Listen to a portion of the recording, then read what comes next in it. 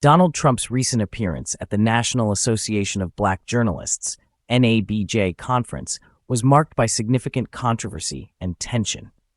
His invitation to the event sparked considerable backlash, which led to the resignation of one of the event's co-chairs.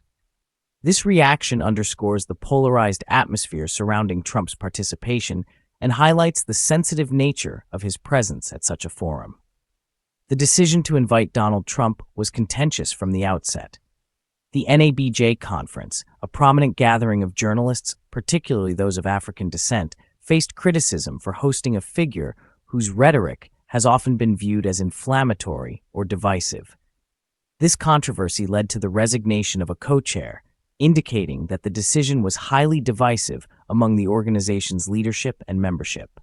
Such a reaction suggests deep concerns about the implications of Trump's participation and the potential impact on the conference's reputation and integrity. From the moment Donald Trump took the stage, tensions were palpable. The interaction between Trump and the reporters was fraught with hostility, reflecting the broader conflict between Trump's public persona and the expectations of the conference attendees. The atmosphere was charged, setting the stage for a confrontational exchange. During the conference, a reporter posed a pointed question to Trump. Why should black voters trust you after you have used language like that? This question encapsulates the skepticism and criticism Trump faces regarding his engagement with black communities and his historical record on racial issues. It was direct and challenging, reflecting the reporter's concern about Trump's credibility and his past statements. Trump's response to the question was defensive and dismissive. He expressed frustration at being asked the question in what he perceived as a disrespectful manner. He remarked, "Well, first of all, I don't think I've ever been asked a question in such a horrible manner." Trump felt that the question lacked basic politeness, as the reporter did not start with conventional pleasantries. He further criticized the event's organization, claiming that he was misled about the nature of the invitation and the presence of his political opponent. Trump mentioned logistical issues, such as the inability to use Zoom and being kept waiting, which he used to frame the event as poorly managed. Trump's comments included a claim of respect for the audience, juxtaposed with an assertion of his own achievements. "I have been the best president for the black population since Abraham Lincoln." This statement reflects Trump's attempt to position himself as a historical figure in the context of black American progress, a claim that is both contentious and debatable. The discussion took a controversial turn when Trump was questioned about Vice President Kamala Harris. The query challenged the authenticity of Harris's identity and suggested she might be a diversity hire. This line of questioning touched on sensitive issues related to race and identity politics. Trump's response to this question was not included in the provided content, but the question itself highlights ongoing debates about racial and ethnic identity in political appointments. The clash between Donald Trump and reporters at the NABJ conference exemplifies the complex dynamics of race, politics, and media in contemporary American society. The event showcased the friction between Trump's controversial approach and the expectations of a professional journalistic forum. The resulting tension underscores the broader societal debates about race, representation, and political legitimacy. The interaction began with a direct and challenging question. Do you believe that Vice President Kamala Harris is a diversity hire, as some claim? The reporter's approach was described as hostile and unpleasant, setting a confrontational tone for the discussion. Trump, however, responded defensively, expressing his discomfort with the manner of the question and criticizing its lack of civility. Despite Kamala Harris's absence due to scheduling conflicts, she was expected to join the panel in September. The conversation remained focused on her. Trump was asked whether he would consider taking a cognitive test, a topic that has been a point of controversy throughout his presidency. Trump agreed to make the results public, stating that he had already taken 2 tests and would be willing to take another. Trump's remarks further included a challenge to Harris, suggesting that she might not pass a cognitive test due to her failure in passing her law exam. This statement was aimed at undermining Harris's credibility and was indicative of the ongoing tensions between the two political figures. NABJ President Ken Lon defended the decision to invite Trump, emphasizing the organization's commitment to providing a platform for both major political figures. Lon's statement underscored the importance of uncomfortable but necessary conversations for the sake of journalistic integrity and member interests. He acknowledged that while the decision might upset some, it was crucial to offer opportunities for all candidates to engage with the media. Trump's late arrival by 35 minutes and the absence of his opponent contributed to the event's controversy. The delay and the no-show of Kamala Harris were points of contention, exacerbating the situation. The resignation of the co-chair was seen as a sign of disrespect towards Trump's presence, adding to the friction surrounding the event. The interaction at the NABJ conference was marked by tension and contentious exchanges, reflecting broader political and social divisions. Trump's responses and the subsequent reactions from the organization and its members illustrate the complexities of hosting high-profile political figures in sensitive environments. The event highlighted the challenges faced by organizations in balancing diverse perspectives and addressing criticism while striving to uphold journalistic principles. In evaluating Donald Trump's performance at the recent event, it's clear that he did exceptionally well. His ability to handle a challenging situation, particularly when the Democrats did not attend, demonstrates his resilience and commitment. Despite being delayed and subjected to provocative questions, Trump chose to remain and engage with the audience. This decision highlights his dedication to the event and his willingness to confront adversity directly. Trump's presence at the event, despite being kept waiting and facing possible insult, is notable. He could have left, given the circumstances, but chose to stay. This action underscores his commitment to his role and the importance he places on engaging with various voter groups, even under less than ideal conditions. His decision to remain shows a level of respect for the event and its audience, which can be seen as a positive aspect of his performance.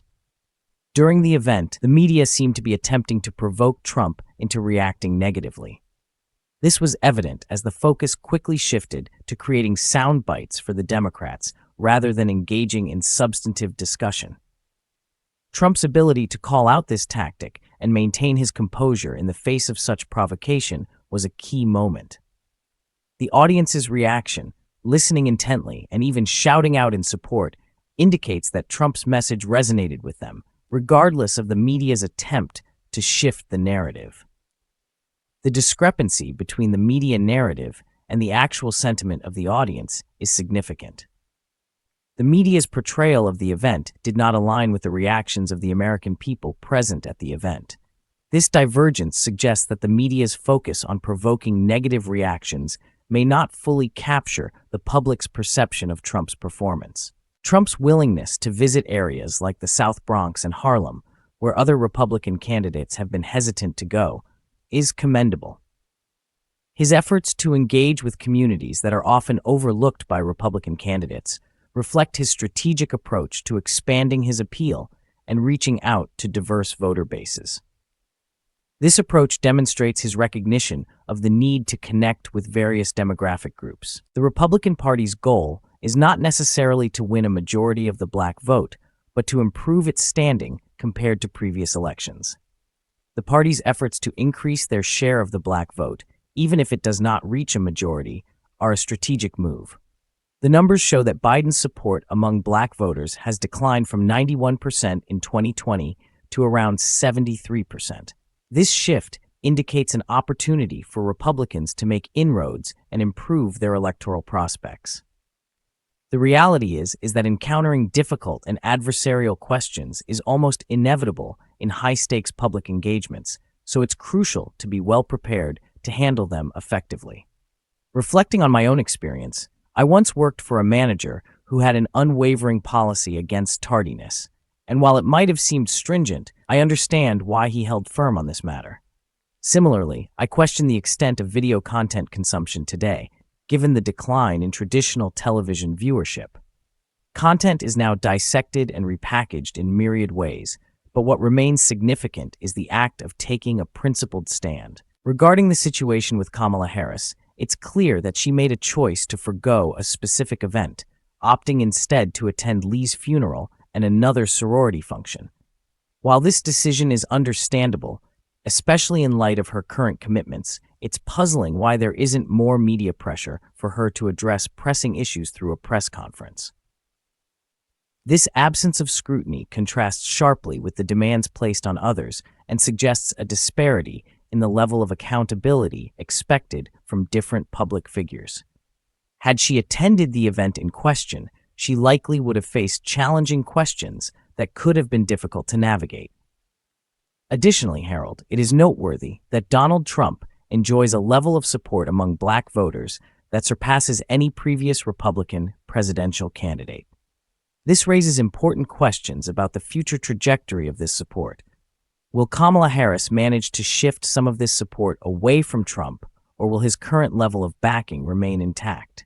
Lastly, it's good to reconnect and resume our discussion. It has indeed been a while. I largely concur with Tyrus and Dana's perspectives. It is perplexing to me how, as journalists, one might be surprised by someone's decision to accept or decline an invitation.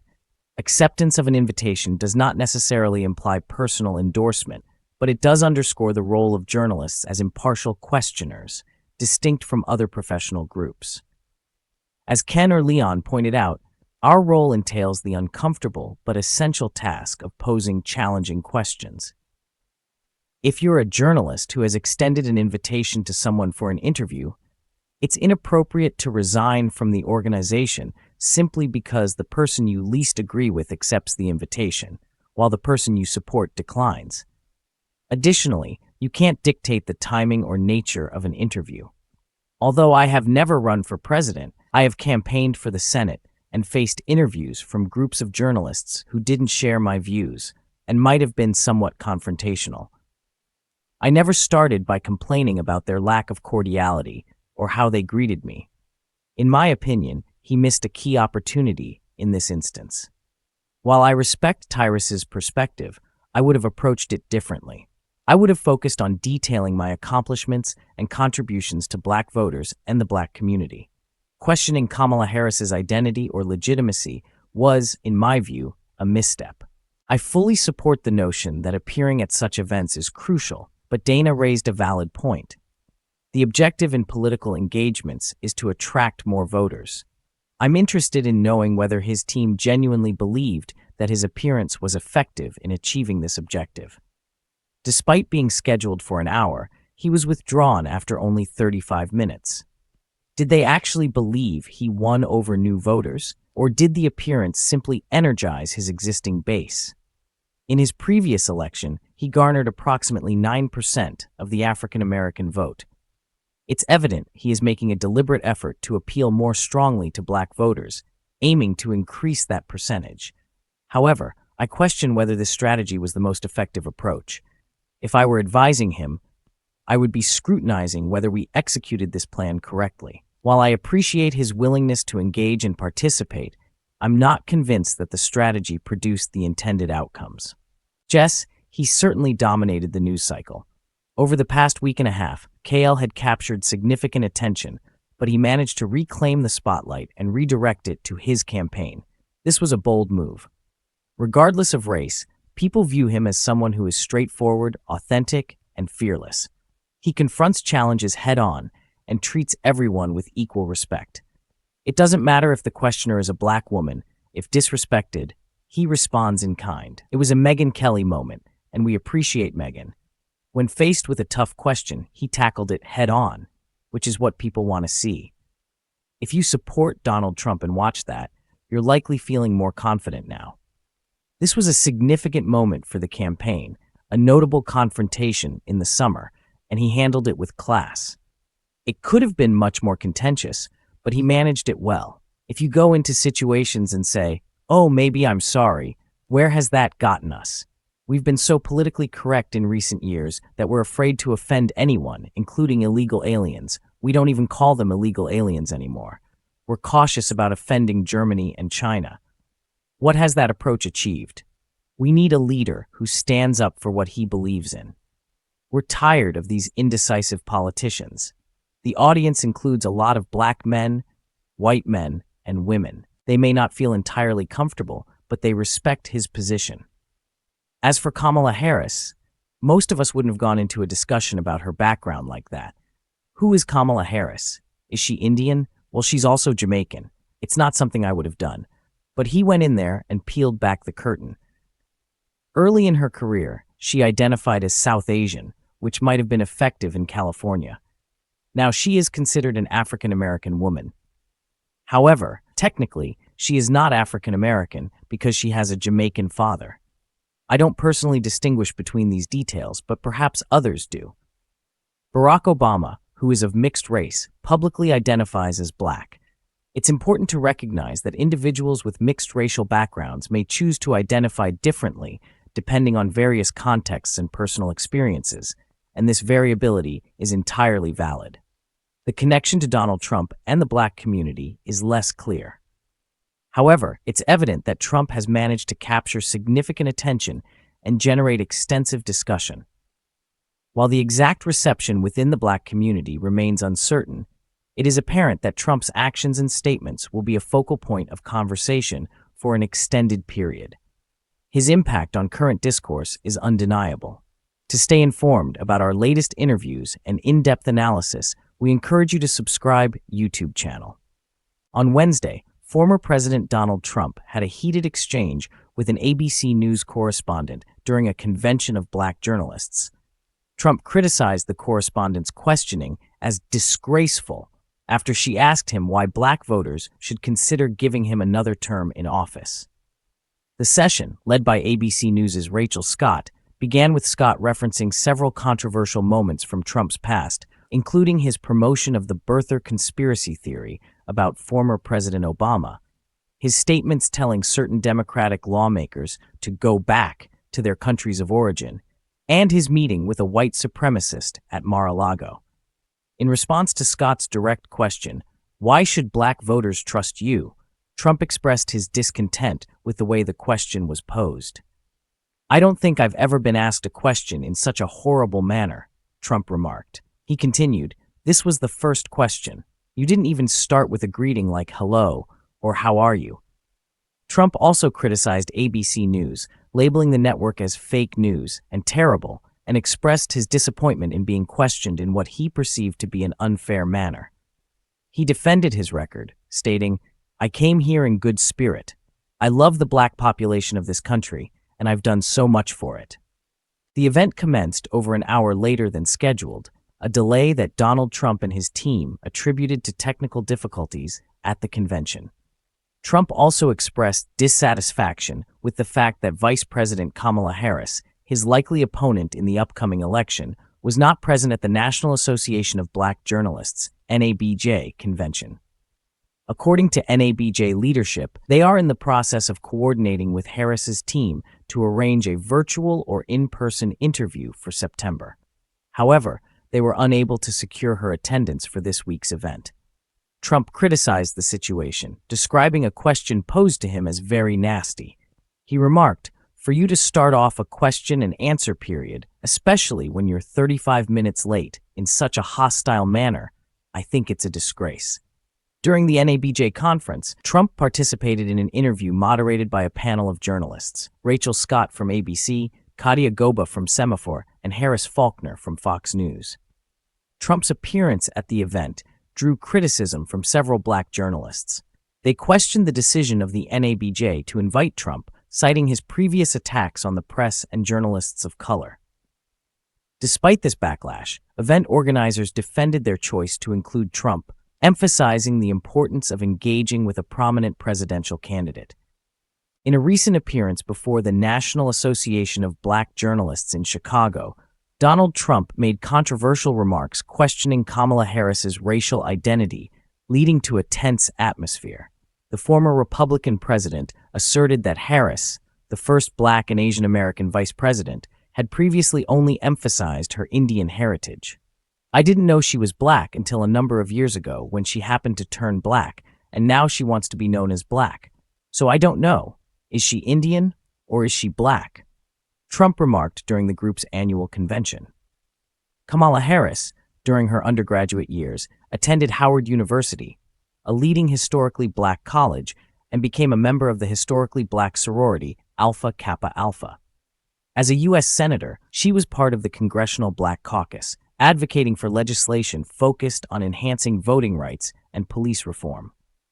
Trump's remarks echo a broader pattern of racially charged attacks he has directed at his opponents. His rise in Republican politics was marked by promoting birtherism, a false theory questioning President Barack Obama's American citizenship. This instance of questioning black politicians' legitimacy and credentials is part of Trump's ongoing history of racially charged controversies. During this year's Republican primary, former President Donald Trump referred to Nikki Haley, the daughter of Indian immigrants and former UN ambassador, as Nimbra. The situation escalated during Trump's appearance at the organization's annual event. Tensions flared when Trump clashed with interviewer Rachel Scott of ABC News. He accused Scott of delivering a very rude introduction with a challenging first question that addressed his previous criticisms of black individuals and journalists, his attacks on black prosecutors, and his dinner with a white supremacist at his Florida club. "I think it's disgraceful that I came here in good spirit. I love the black population of this country. I've done so much for them," Trump said. Trump also continued his criticism of ABC News, arguing that the network should not host the next presidential debate, despite his earlier agreement to participate. On Wednesday, at the nation's largest annual assembly of black journalists, Republican presidential candidate Donald Trump made controversial and inaccurate statements about his Democratic opponent, Kamala Harris.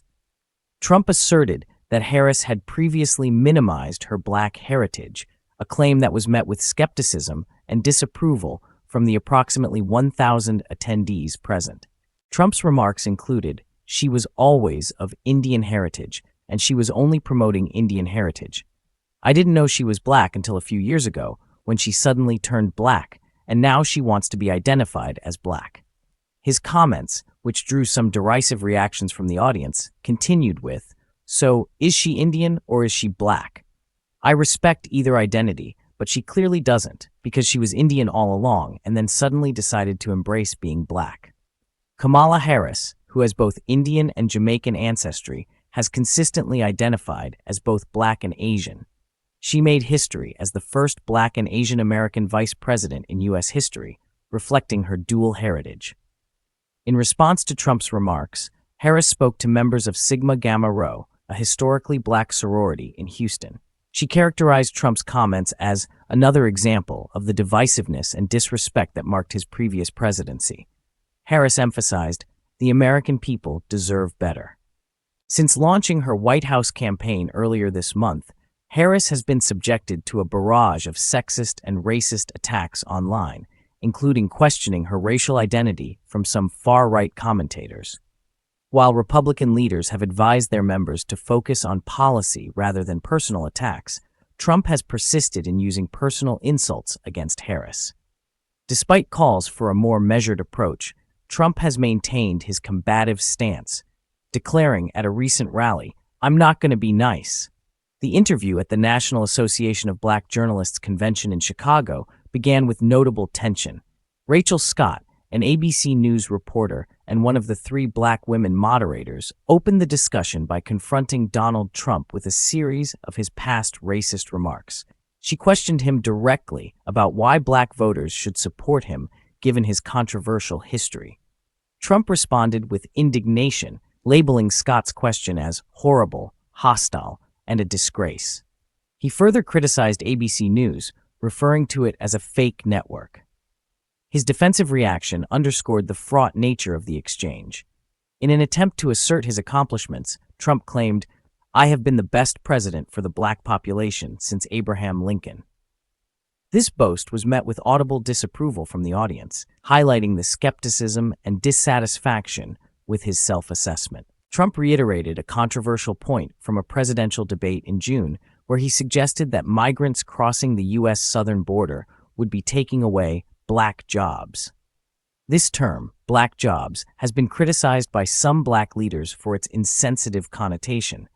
When Scott pressed him for clarification on what he meant by black jobs, Trump responded, A black job is anybody with a job, which did little to clarify his position and seemed to add to the confusion.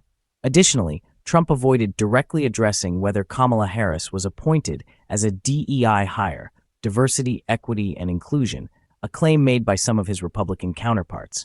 When asked about Harris's appointment, he simply replied, "I don't know," evading the question. Understanding DEI and recent controversies. Diversity, equity, and inclusion, DEI, refers to initiatives designed to enhance representation and create more equitable opportunities for women and people of color in the workplace. These efforts aim to address historical disparities and combat discrimination. However, the term DEI hire has been used pejoratively to imply that an individual was selected not based on qualifications, but rather due to their race or gender. In a recent development, when asked about his stance on granting immunity to police officers in the case of Sonia Massey, a black woman who was fatally shot by a sheriff's deputy in Illinois, Donald Trump admitted his limited knowledge of the case. His acknowledgement elicited some surprise from the audience. Trump added that, based on the information he had, the situation didn't look good to me. The interview where this exchange occurred was delayed by over an hour, which Trump's campaign attributed to technical difficulties with the event's audio system. Throughout the interview, both Trump and the moderators experienced issues with hearing each other clearly. The session, initially planned to last an hour, was cut short after approximately 35 minutes, with the Trump campaign citing time constraints as the reason. Later that day, at a rally in Pennsylvania, Trump did not address his previous comments regarding Kamala Harris's racial identity. However, the event's screens displayed older news articles emphasizing her Indian American heritage rather than her black background prior to his speech. At the same rally, Trump criticized Harris for alleged increases in immigration during the Biden administration and accused her of planning to ban fracking. He played a video from her unsuccessful 2019 presidential campaign where she supported such a ban. Harris's campaign has since clarified that she would not seek to ban fracking if elected president. Republican strategist Whit Ayers criticized Trump's scrutiny of Kamala Harris's racial background, calling it not a wise move. Ayers emphasized that Trump should focus on policy issues rather than attacking Harris's identity. The 2020 census revealed a significant increase in multiracial Americans, with 33.8 million identifying as such, compared to 9 million in 2010. Trump's invitation to an event sparked backlash among some members of the National Association of Black Journalists, NABJ, leading to a co-chair stepping down in protest this week. During the interview, Trump's false statements elicited murmurs and laughter from the audience, with one person shouting, "Sir, have you no shame?" before being shushed. Trump's appearance was part of a larger strategy to appeal to black voters, including campaign events in cities with substantial black populations, such as Atlanta, where he plans to hold a rally on Saturday. His campaign was buoyed by polls indicating a decline in support among black men for President Joe Biden, his former opponent. Black voters, who have historically been a solid Democratic bloc, supported Biden over Trump 92.8% in 2020, according to Pew Research. However, Biden's decision to step down in favor of Harris has reshuffled the race. Recent public opinion polls reveal increased enthusiasm for Harris among voters of color and younger voters. A national Reuters Ipsos poll released on Tuesday showed Harris leading Trump 43%, 42%, within the margin of error. Former President Donald Trump's controversial appearance at the NABJ conference. At the National Association of Black Journalists, NABJ, annual conference in Chicago, former President Donald Trump delivered a contentious and provocative performance. During his appearance, Trump clashed with the moderators and made several controversial statements, including unfounded claims about Vice President Kamala Harris, the presumptive Democratic presidential nominee. Trump began by questioning Harris's racial identity, alleging without evidence that she had only recently identified as black. When asked about some Republicans' characterization of Harris as a DEI hire, diversity, equity, and inclusion, Trump responded, "She was always of Indian heritage, and she was only promoting Indian heritage. I didn't know she was black until a number of years ago when she happened to turn black, and now she wants to be known as black. So I don't know. Is she Indian or is she black? This statement elicited gasps from the audience. Trump continued to make dubious assertions throughout the 34-minute interview, which was conducted by ABC News' Rachel Scott, Semaphor's Katie Agoba, and Fox News' Harris Faulkner. The interview, which began later than scheduled, saw Trump react defensively when Scott presented a series of his past statements about black individuals, including the birther conspiracy theory suggesting that Barack Obama was not born in the United States, and derogatory comments about certain black journalists. "You don't even say, 'Hello, how are you?'" Trump retorted to Scott, later adding, "I love the black population of this country." Kamala Harris was initially invited to speak at the NABJ conference, but did not attend due to scheduling conflicts. NABJ leaders mentioned that efforts were being made to arrange either an in-person or virtual appearance for Harris in September. PolitiFact collaborated with NABJ to fact-check Trump's statements. Analysis of Trump's criticism of Kamala Harris and the role of the border czar. Former President Donald Trump criticized Vice President Kamala Harris by referring to her as the worst border czar in the history of the world. This statement reflects his view on Harris's performance in her role related to border issues. However, this characterization has been met with significant scrutiny and debate regarding its accuracy. Fact-checking has revealed that the claim about Harris's role as a border czar overseeing efforts to curb illegal immigration is mostly false. In reality, the position and responsibilities attributed to Harris do not align with this description. In March 2021, President Joe Biden assigned Kamala Harris to address the root causes of migration from Central American countries, specifically Guatemala, El Salvador, and Honduras. This assignment involved working with officials from these nations to tackle underlying issues such as economic instability, corruption, human rights violations, and violence, which drive people to migrate to the United States. It is important to note that border security and management are the responsibilities of the Secretary of Homeland Security, not the Vice President. In June 2021, Harris visited El Paso, Texas, alongside Secretary of Homeland Security Alejandro Mayorkas. During this visit, they clarified their respective roles and responsibilities regarding immigration and border issues. Harris emphasized her focus on addressing the root causes of migration, particularly those from Central America. Secretary Mayorkas stated, "It is my responsibility as the Secretary of Homeland Security to address the security and management of our border." This statement reinforced the division of duties between his role and Harris's focus on broader migration issues. Trump's criticism of Harris as a border czar appears to misrepresent her actual responsibilities and the scope of her role. Harris's assignment was primarily concerned with addressing the factors driving migration, while border security and management fall under the purview of the Department of Homeland Security. Understanding these distinctions is crucial in evaluating the effectiveness and scope of their respective roles in immigration and border management. Claims about Black Americans and presidential accomplishments. Trump's assertion, former President Donald Trump has claimed, "I have been the best president for the black population since Abraham Lincoln." This assertion is meant to position his presidency as exceptionally beneficial for Black Americans, contrasting it with historical figures known for their contributions to racial equality. Historical context and comparative analysis. Historians largely agree that Abraham Lincoln made the most significant impact on Black Americans by leading the Civil War to its conclusion and ending slavery through the Emancipation Proclamation and the passage of the 13th Amendment.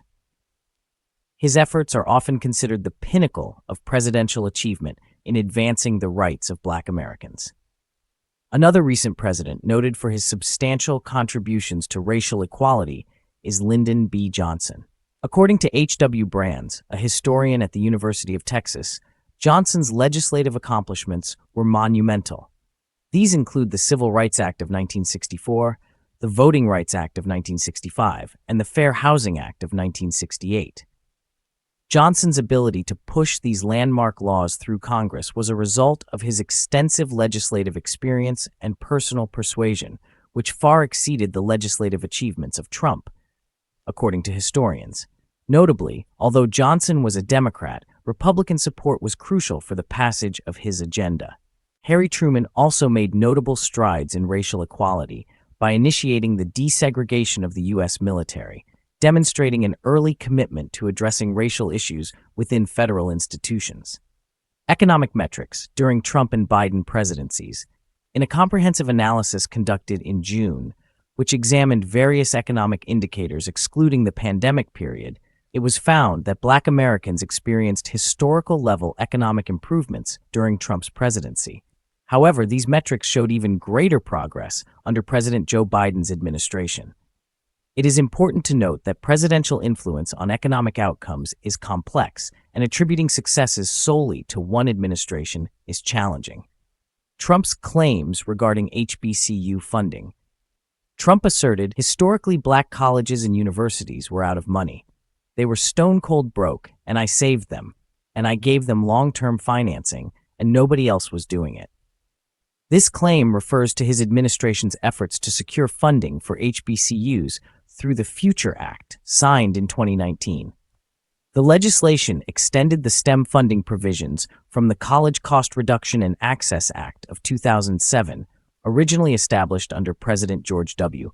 Bush. The Future Act guaranteed $255 million annually in STEM funding for HBCUs for a decade. While Trump's achievement in securing this funding is notable, the claim that nobody else was doing it is an exaggeration. The legislation had broad bipartisan support, including unanimous backing from House Democrats. Conversely, more Republicans opposed the bill than supported it. Furthermore, President Biden has continued to advance financial support for HBCUs through additional investments in the 2021 American Rescue Plan and new research grants, indicating ongoing commitment beyond Trump's tenure. Trump recently asserted, "Right now, you have illegal aliens coming into our country, many from prisons and many from mental institutions, and they want to give them votes." This statement has been heavily criticized and debunked as misleading. Lack of evidence and voting restrictions. When Trump made a similar claim earlier this year, his campaign failed to provide any substantive evidence to support it. In federal elections, only U.S. citizens are eligible to vote, and verified instances of non-citizens casting ballots are exceptionally rare.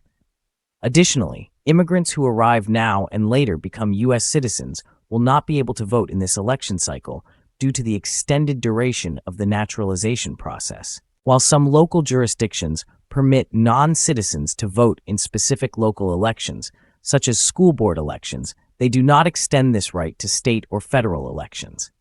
This means that non-citizens, regardless of their background, are not allowed to vote in more significant elections. Clarification on "they" and the immigrant background. Trump did not clarify who he was referring to with the term "they." Though his comments came in response to Republican vice presidential nominee J.D. Vance's suggestion that individuals with children should be allowed to vote on their children's behalf. Regarding Trump's claim that immigrants are coming from prisons and mental institutions, experts have indicated that there is no evidence to suggest that such a deliberate scheme exists.